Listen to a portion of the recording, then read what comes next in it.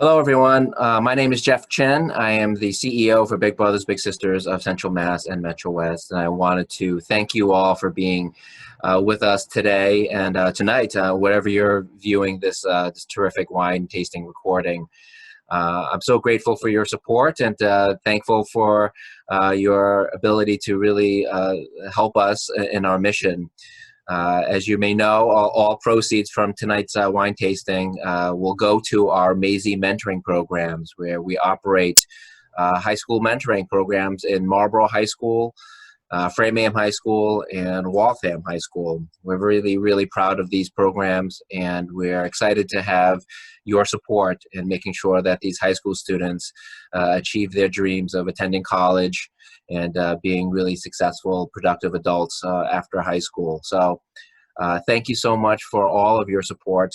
We're really excited to have our partnership with the Vin Bin to do this wine tasting. Hopefully this will be the first of many to come in the future.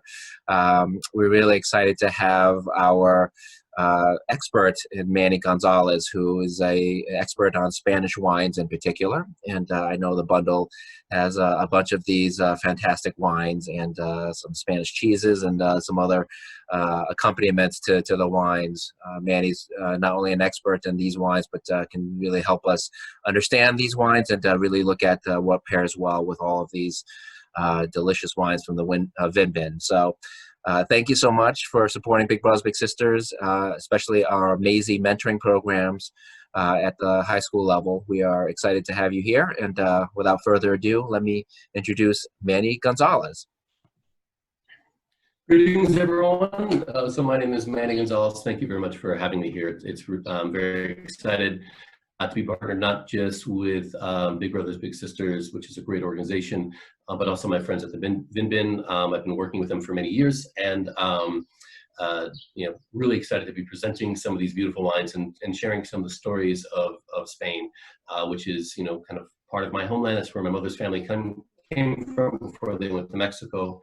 And my wife and I spent a lot of time traveling throughout Spain. So to be able to share these stories with you, I'm pretty excited. And I'm just going to throw up a little share screen here because I love tangibles and I love showing maps and how things look, because I think it really helps in explaining what we have and what is created with these wines.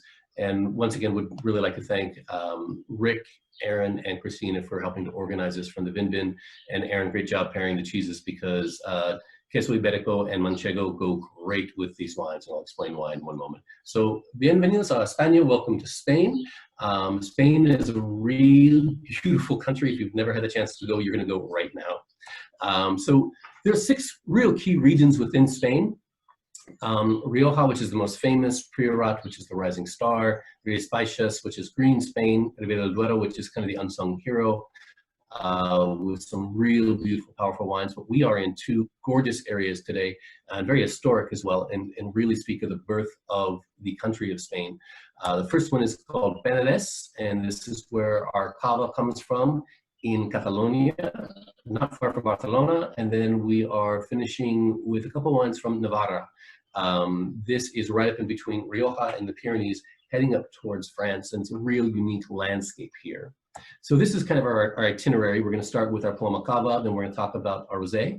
So I'm going to explain how cava is made, and that way at the end of this you can walk out and know how to make your own sparkling wine.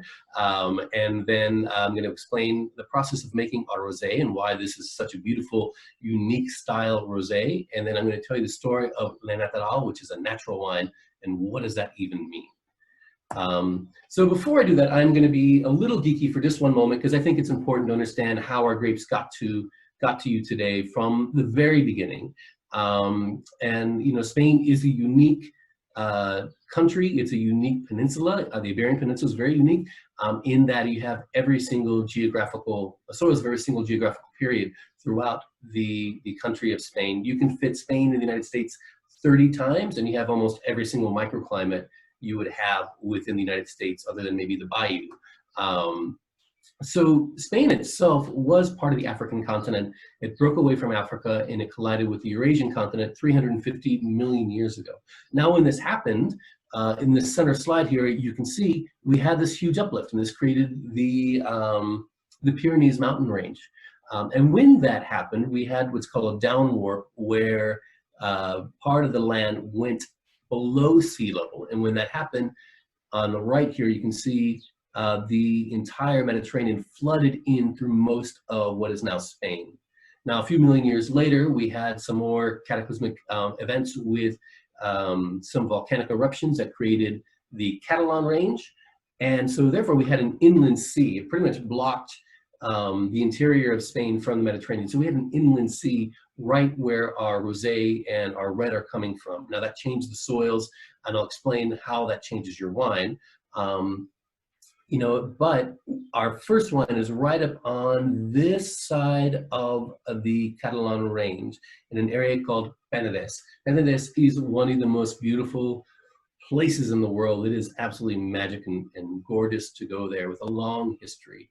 And you can see with this mountain, this is the start of the Catalan range, and we are just on the south side of that. So we're kind of blocked in between that range and the Mediterranean, which creates a real beautiful microclimate for our grapes. As I mentioned, I love to show maps, and I think it's great to know where things come from and to have a visual of where it came from. So Penedès is right next to the town of Barcelona. You can see it right over here, and it has a very unique climate. So the three main regions of Penedès, one is called Baix Penedès, which is the southern part, Mita, which is the middle, and Alt Penedès, which is the higher elevation. So we go from 10 feet above sea level to about 1,500 feet above sea level in literally a 20-minute drive going up through the area. Most of our grapes for our cava are coming from the Alt Penedès, and I'll explain why. So we're a little higher up. We have slightly cooler microclimate here, which creates wines that have a lot of acidity. Grapes have a lot of acidity. That's that mouth water feel when you bite into a fresh grape, or any fruit for that matter, or when you drink grape wine. You know, that acid that makes your mouth water, that's the freshness. So most of our grapes are coming from this little area called the Alt Penedès. And then we have the Mita Penedès, which gives grapes with a lot of structure. Baix Penedès, it's a little more like a valley floor, and so you get a lot of fruit from those grapes there. This is just kind of what we look like from the winery itself. So you can see these beautiful rolling hills, and then this mountain off in the distance. So this is what much of the land looks like in Penedès. So we have, as I mentioned, the valley in Baix Penedès. We have a lot of clay in the soils in this part. And that's important because clay is it retains not just moisture, it retains temperature. So if you've ever been out in your backyard, you know, doing some gardening, and you start digging up some clay, that ground is always super cool. Now, because it's cool, it puts stress on the vines, and it makes wines that have a lot of acidity to it, a lot of freshness, which is really important. That limestone we find in the Alt Penedès, which is at one point was underwater, gives the wines a lot of finesse. You know, so we get some beautiful bright minerality from these wines, and that's a real important part of making good sparkling wine. You can't just take any grapes from anywhere and make sparkling wine. You could, they're not going to be that great. You know, great sparkling wines come from these mixtures of soils and these climates as well. So just a little bit more of what Penedès looks like. See more of the land and the expression of beautiful Penedès, and just how diverse the landscapes really are. This is really what a lot of our grapevines look like, which is pretty wild. They're really gnarly and some super old vines here. Now, this is Dom Perignon. And Dom Perignon was theorized to say, "I see the stars," when he invented champagne, or sparkling wine. Now, that's really a misnomer. He was trying to keep the bubbles from being created in the wines. Champagne was a cool region, and because of that, the grapes just didn't ripen fully, and so they would start fermenting in the bottle, and they would, sometimes you just have explosions. So they were trying to figure out how to stop that. So although he's credited with creating champagne, it was really just fermentation that creates champagne. If you've ever been to a brewery, if you've ever been to a winery or distillery, and you see the fermenting tanks, and you smell the fermentations, it has a ton of CO2 at that point already. So it is just a natural product of making any wine. The trick is to capture that the right way in the bottle. And we're going to talk about how that is done and how is cava made. And this translates to almost any sparkling wine. It translates to champagne as well. It translates to sparkling wines out of California. But we're going to talk specifically about cava and how cava is produced. So the first thing we do is we take our grapes and we do a very gentle pressing of our grapes. We have three main grapes in cava. One is called Macabeo. Then there's also another grape called Parellada and Xarel·lo. These are all native grapes to Spain, and you find them mostly in Catalonia. And they are instrumental in creating great cava. So we gently press our grapes. We ferment our wines for just until our wines are on 10%, 11% alcohol. Because we want a fresh style wine, and we're up in the northern part of Penedès, and we're in that cooler region of Penedès, our grapes don't ripen the same way. We also harvest earlier here because we want to maintain the acidity and the freshness in that wine. So we basically just make a typical still light white wine. And then we blend it. And the reason why we're blending is because we want to create a house style. Most champagnes, most cavas, in fact, Poema is what we call a non-vintage, meaning that we're not taking our grapes from one specific year. Now, this is important because this is how we create a house style. We're actually blending different years together, different plots, different parcels, different varietals, to make what ends up becoming our main cava. And now we just make kind of a base still wine, once again, that has a very unique characteristic to the house that's making it. So if you're having champagne from Champagne Sherlin or Taittinger or Cava or Domaine Carneros, they're all produced this same way. On a great year, in a good vintage, they will release vintage champagnes, vintage cavas, but for the most part, 90% of everything is going to be blended from different years to create that house style that becomes iconically the producers. Then we put our wine back into the bottle, and we add a little bit of yeast and sugar in what's called liquefaction. Now, when we do this, the yeast eats the sugar and creates fermentation. And fermentation is CO2, and that's how we get our bubbles in there.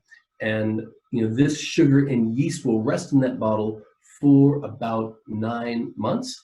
Now, legally in Champagne, it's 12 months, and our cava is aged like this for 12 months. So you can kind of almost think of like a baby champagne, at least in terms of complexity. But by law, cava has to be aged for at least 9 months in the bottle. Now, when this happens and that yeast starts eating the sugar and starts creating CO2 through a secondary fermentation, we want to get all of this yeast down here to the end. And this is a process called riddling. Now, most people use a machine to do it, but still good producers. And for the estate's top bottles, they will still do this by hand. And this person's job is to walk into these cellars every single day and turn these bottles a quarter turn, each bottle a quarter turn. And he might do it for hundreds and hundreds and hundreds of bottles. Now, a century ago, or 20, 30 years ago, this was all done by hand, no matter what style of cava you were making. But still, with the exceptional either years or the exceptional blends of cava, they're top tier cavas, they're still going to use this method. And what we're doing is we're taking all of this yeast that's here, and we are getting it down towards the end of the cap. Now, when we do this, we do something called disgorgement, or the beheading. And they'll dip this part of the bottle into freezing solution. So the top freezes, and then they take that cap off. They release the yeast and the sugars. We don't really want those in there. And then they do something called dosage, where they add a little bit more water and a touch of sugar back into the bottle. So you can see we still have all of our bubbles here. So all of that beautiful, those beautiful stars that Dom Perignon saw. And that little extra bit of sugar helps cut the intensity and the acidity that you find within Cava. So it's pretty important to do this at the end. Because there's so much acid in our wine, you do want a little bit of residual sweetness. Now, it's not sweet at all. This is a totally bone dry, what we call brut Cava. These are the different levels of sparkling wine. Now, truth be known, one of the most famous brands of Prosecco on the market, I won't say what it is, has its sugar levels at 32 grams per liter, which is pretty sweet. But because the Prosecco has such intense acidity, it doesn't come across as being sweet. But here we're probably around 8 grams, 7 grams per liter. So we're a pretty dry style Cava. And this is a root. And this, for me, is such a great food wine. So this is in Cadaqués. This is actually the house of Salvador Dali. You can go there and visit it. This is obviously the master here. And these are some of the classic foods you would find with Cava. Obviously, paella works really well. This is jamon. I'm pretty sure that's jamon iberico. You can tell by the kind of the glossiness and the oiliness of that jamon, which is super beautiful. Croquetas as well. So fried food works really well. Olives, once again, iberico cheese, manchego cheese works so well with Cava. And then this dish over here on the top left is the best dish ever, and it's super easy to make and great with this Prosecco. Basically take some bread, toast it, take a little bit of olive oil and a piece of garlic and rub the garlic on that toasted bread, and then take some salt and cut a tomato in half and then rub that tomato on that bread. It's called pan con tomate or pan tomate, and it is absolutely beautiful. This is the famous Sagrada Familia, which was made by Gaudí in the 1920s. And then this here is a monastery up in a mountain called Montserrat that you can see from Penedès, and you can actually see the countryside. It is so stunningly gorgeous. And this is actually, to the right, how you get up that monastery. It's about a 75-degree angle. You're just pretty much lying on your back on this seat. It's pretty freaky, but when you get up there, it is so stunning and an amazing place to be. All right, now a little slice of life, and we're going to talk some rosé here. So now we were in Catalonia, not far from Barcelona, and now we're in an area called Navarra. Navarra is, like I said before, between Rioja and the Pyrenees and close to the Basque Country. So we are in this little corner right next to the famous La Rioja in an area called Tierra Estella. Now, the climate here is fairly mixed. We have some continental influence from the southern part of Navarra, which is pretty warm, dry, and arid. But we get these very cool winds coming over the Cantabrian hills from the Bay of Biscay, and that helps regulate our temperatures. So we get some very cool evenings here, which gives wines a lot of acidity and freshness. And so we have a beautiful microclimate for growing grapes here. And it's a perfect microclimate for growing organic wines I'll talk about in a second, but we make some stunning rosés in Navarra. So this is what the landscape looks like. And as I mentioned before, in Spain, you have pretty much every single microclimate from the United States. You have it in Spain. Parts of this looks like heading out towards the southwest. There are other areas in Navarra that look like the Midwest, a little more hilly, but super golden. You get a lot of wheat that grows here. There's a ton of agriculture in this area. And it's one of the few places, by the way, where you have great agriculture and great viticulture, which is winemaking stuff. Usually, they're not related. You don't, your best tomatoes don't come from your best regions for producing wine. It's really rare when that happens, but you have that here in Navarra. And a little bit of enjoying the slice of life with some rosé all day. Now I know it is a brand, and I know it is a catchphrase people use, but rosés have been produced here for hundreds and hundreds of years. It is not marketing at all. It is really a way of producing beautiful, beautiful wines.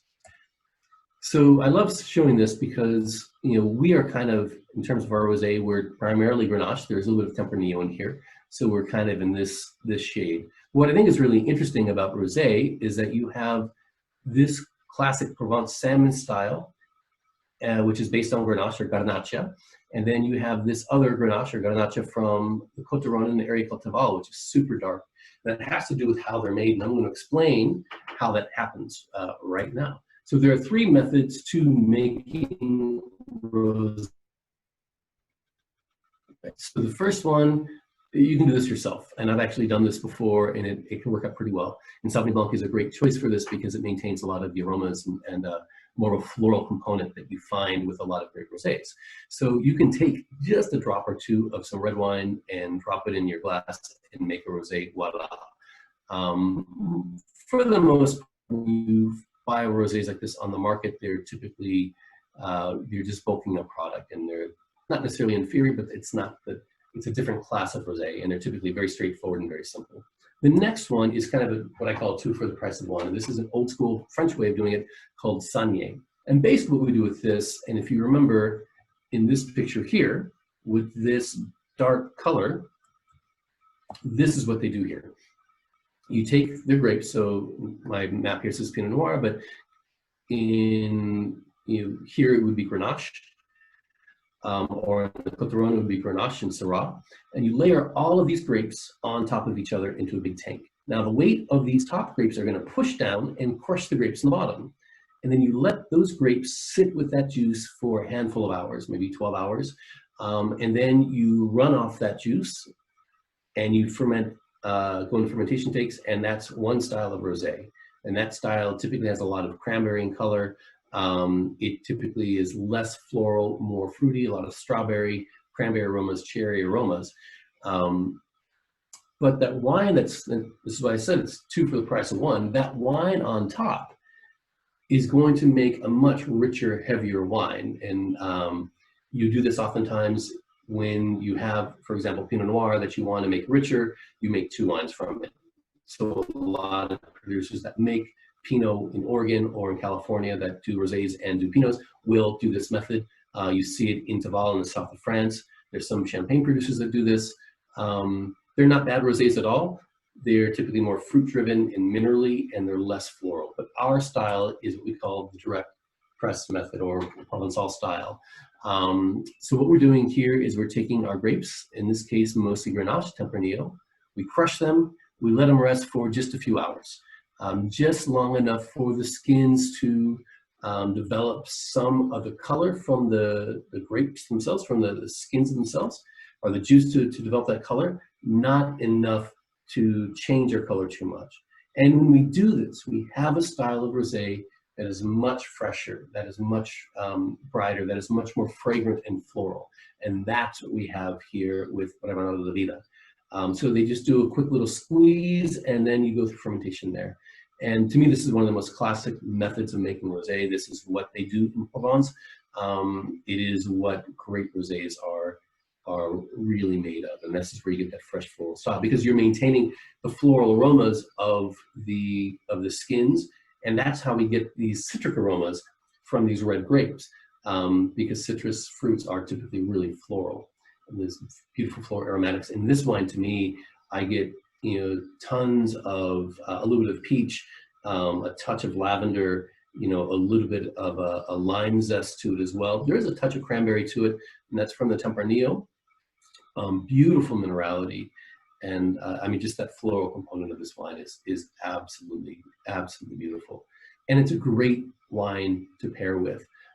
It works with a myriad of different flavors because there's good acidity, that mouthwater feel. It's great with things like jamón, chorizo, once again, cheeses, and we can even head into some sweeter style cheeses here, like Catillo, which comes from Galicia, that are a little softer, but still work so well with our Manchego, which has a saltier feel to it. And because we have just a very subtle hint of sweetness on the finish, it balances the saltiness of the Manchego in particular. And it's one reason why Manchego cheese is so famous in Spain, because it works with wines so well. Because we're in typically warmer and drier climates in Spain, even though we're a little cooler here, we're typically a little warmer than other parts of the world, and other wine growing regions, especially in France. We're always going to have just a touch of residual sweetness right on the back end of our palate. And pairing that with food, pairing that with sultry foods is absolutely, well, it's just awesome. So now we're going to go into Bodega Aroa in Le Natural. Le Natural means natural. It is a natural wine. It is an organic winery. And the main grape here is Grenache or Garnacha. And we're going to talk about this story right now. So Garnacha is, or Grenache rather, is a grape of Spanish origin. It comes from ampelographic evidence, which is the study of leaves and the DNA of grapes, has pinpointed the region to Aragon, which is right in between Catalonia and Navarra in Spain, and that's where the grape comes from. Now, it's a little love story here, but in 1167, the Duke of Barcelona married the Princess of Aragon and created the Aragon Kingdom. And so Catalonia and Aragon merged into one kingdom. And that's what we have in this map in red. Now, when they expanded their territory, they brought with them their Grenache. And so we went into southern France, into Roussillon, where they started calling it Grenache, not Garnacha, which is the native name for it, which eventually made its way to Côtes-du-Rhône. So this is a very important grape in the Côtes-du-Rhône. Garnacha in Sardinia was called Cananao. In Tuscany, this is all part of the empire. In Tuscany, was called Alicante or Alicante Bouschet, and you find it within an area called the Maremma, and they blend it oftentimes with Sangiovese, and it creates a softer, more delicate style Sangiovese wine, because the wine itself doesn't have a ton of tannins. The acidity typically is pretty soft. It is a wine that carries a lot of aromas of terroir. So if you're growing in limestone, you can start to smell that. And this is in clay, and to me, this wine almost smells like a terracotta pot. This is where our winery is located in Astilla, so in this northern part. So we can see these foothills to the north, and Pamplona, the famous running of the bulls, and the Pyrenees off to the west. We get these cool winds coming from the Bay of Biscay, which help regulate our temperature, and that mixes with this dry, more arid and warmer air coming from the south, and it creates this beautiful, beautiful climate for growing some gorgeous organic grapes here. Another quick little side view.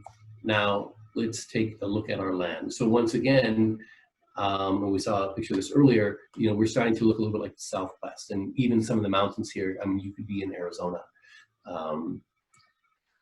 And then some of our amazing Grenache vines, and you can see the clay soils here. These vines are super gnarly, they're really old, they don't produce a lot of fruit, but what they do produce is very, very expressive. And then a little bit more of our countryside here and those clay soils. Once again, the clay soils are cooler, and so they put a lot of stress on the vines, and it creates wines that have typically higher acidity and more fruit floral aromas. And then we have some limestone in that base as well, because this was all underwater at one point. And that gives a lot of finesse and a lot of freshness to this wine. So I'm going to tell you the story now about the winery, about La Bodega, how they started. So back in the early 2000s, there were these two hippies that wanted to make natural wines. Well, first of all, what is a natural wine? Now, there is some controversy about this. For some people, a natural wine is when you just take grapes that are either wild or you just don't manage the vineyards, and you produce your wine from that. You don't add any sulfites, you don't add any yeast, it's all open top fermentation. So it's the ambient yeast that's in the air naturally will eat the sugars, and that'll end up creating the fermentation for your wine. But with this style of natural wine, we're doing open top fermentations. We're not adding sulfur or sulfites to our wine. But we are managing our vineyards really well. This is an organic winery. It is certified organic. The wines are actually vegan as well. And when these two hippies started this project of making this natural wine, and they loved the idea of it, in 2008, when we had a market crash, they couldn't survive. Enter the Vintai Wine Company, which is a wine company based in Rioja. They have a product there, a winery there called Lopez de Haro, and a pretty well-known winery in that region. They come from a long tradition of winemaking, and now they own wineries throughout Spain, from Catalonia to Navarra to Rioja, Ribera del Duero, all the way to Galicia. And they own all the estates, so they're not just going in to buy fruit and make wine. They are very much invested within the land, within the tradition of the region. And they liked the story of these two hippies that want to make natural wine and organic wines. And they decided they were going to buy the estate. The two hippies that started this are still there. They still help make the wine. They're still an integral part of production. So no sulfites in wine. Why is that important or not important? And I will be honest, 90% of the time when I try natural wines, I'm not a huge fan. Because to me, they oftentimes are too old. These are not wines to age. Natural wines were 2018 vintage with Le Natural, and I would say one more year, and that's really about it. You really need sulfites if you're going to age wine long term. So any great wine that has age to it, it's always going to have, sulfites are always going to be added to it. There was a myth that it was brought in for the American market, that in Europe they don't add sulfites. It's not true. It started actually in France. And as I said, if you want to preserve your wine, you have to do it. Otherwise, your wine will turn to vinegar. But the wine itself is super fresh. It's beautiful. To me, you put a little chill on this, have a little grill with it, and it is an absolute thrill. It is such a great wine. So we're mostly Grenache, Garnacha. We have some other varietals in there, probably some Tempranillo as well. It changes from year to year, depending on what grows best. As I mentioned, they are certified organic. They do everything by hand. The wine is vegan as well. So if you want to have this, if you have a vegan friend coming over and you're doing just vegetables or some, doing some Thai food or something like that, this is super awesome. It's a great pairing with it. But it's a really fun story because these are serious winemakers who really liked this estate, liked their wines, liked what they were doing, realized that the estate itself was about to be closed. They decided, we're going to go in and we're going to produce these wines with you and with these hippies and maintain this legacy, which I think is pretty special. And this is some of the culture, some of the food of the area. In this part of Spain, we're typically a little more meat heavy because we are a much drier climate. And although we do get some great agriculture here, it is still very much focused on like chorizo and cheeses. On this bottom part here, these are the famous wine wars you find in the region between Navarra and Rioja as well. And this is just a classic dish. This is actually super easy to make. You basically just take a pan. I use cast iron for everything. Put a drizzle of olive oil in it, let it heat up, put in some potatoes, and then once the potatoes start to brown on the outside, start to season it, put in slices of chorizo. And chorizo, as it starts to cook, the paprika and the oil start to intermingle with all of the flavors, and then you add your peppers to it, and just let it golden color. It takes about 30 minutes, but it's a really easy dish to make, and it's a classic dish of the region. And then, of course, a lot of great cured meats. And then I love, first of all, the culture of Spain. It is kind of goofy. This is obviously the Running of the Bulls. This is a festival called Los Cabezas Gigantes, or the Giant Heads, which is a religious festival that started in Portugal and made its way to Navarra.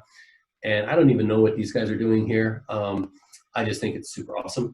And I thought I should throw it in because I'm sure they're going to go to a bar afterwards and drink a lot of wine. And sometimes with Spain, the culture is just fun, party, eating, drinking, and friends. So that is kind of our rundown on the wines. I want to thank everybody for your time. I really appreciate everyone's attention. Once again, a huge shout out to Big Brothers Big Sisters for this, and for Jeff for organizing this, and then also my friends at the Vin Bin, Rick, Aaron, and Christina, for connecting me with an event that has so much meaning beyond my silly stories and beyond some really good wine. There is something much deeper here, and so to be able to do a presentation with a cause is very meaningful. And I thank you all for your attention, for your time, and everyone just have a great afternoon. We'll see you soon. Cheers.